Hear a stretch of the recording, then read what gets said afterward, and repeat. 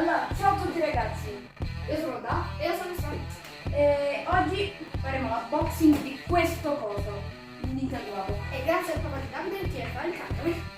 Ok, dato che mio padre ha conoscenze, io l'ho comprato nero. Fortunato. Rossicate!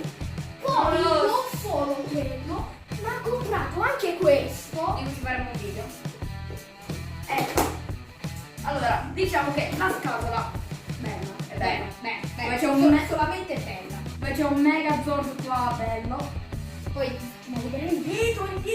Dietro dove è tutte le opzioni per il Nintendo Labo. Poi di lato qua ci sono scritti minuti che si possono impiegare.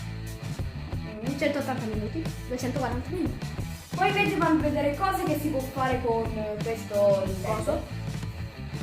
E questo è... Ah, è vero, questo coso si può anche decorare ma disegnando delle varie cose. Per esempio, con questo esempio. Quindi Guardiamo la cosa Ironix. Ah no, così. Già stiamo sponsorizzando.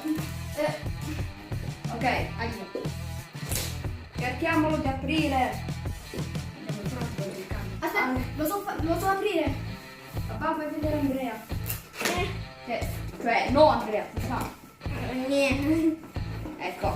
Vabbè, tanto si andrà per i vecchi video, mi sa che stanno. Ok. Allora, staccati il coso. Ok. Robo stacca. Non si stacca quel robo. Poi dovete Peppa, abbiamo già combinato io. No, scusa. Sì, abbiamo già staccato un pezzo, siamo grandi. Ed è... Ah, questo qua è un po'. Allora, Insomma, lo facciamo. carino. Molto carino. Vediamo tutto. Ma c'è. No, mi sta salendo. Poi ci sono questi fili molto carini. E il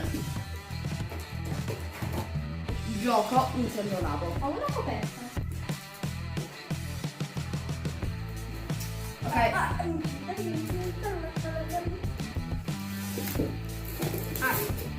Ok. La carta. Questo unboxing credo che sia giunto al termine, non lo monteremo In un altro video. e quindi faremo vedere, abbiamo già fatto vedere quanto è bello. Staccati. Stai fermo, Allora, vediamo come si può staccare. stai fermo. Alleluia. In questo video abbiamo finito.